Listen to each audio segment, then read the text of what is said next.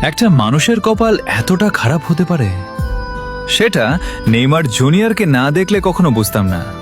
ছেলেটা বারবার ফিরে আসতে চায়, আবার বারবার ইনজুরি তাকে মাঠ থেকে দূরে সরিয়ে দেয়।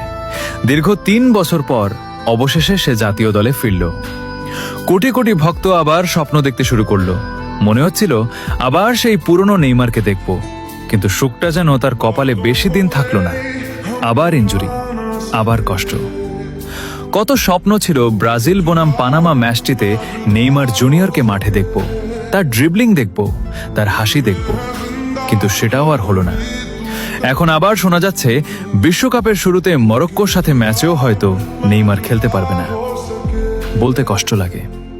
আমরা যেন হতভাগা সাপোর্টার। আমাদের ভাগ্যে শুধু নেইমারের ইনজুরির খবরই জোটে, কিন্তু তার খেলা দেখার সুখটা যেন ঠিকমতো পাই না। তবুও একটা বিশ্বাস এখনো আছে, নেইমার হার মানার মানুষ না। সে আবার ফিরবে, আবার হলুদ জার্সি গায়ে মাঠ মাতাবে। তাই সবাই অপেক্ষা করো, কারণ বস আবার ফিরবে।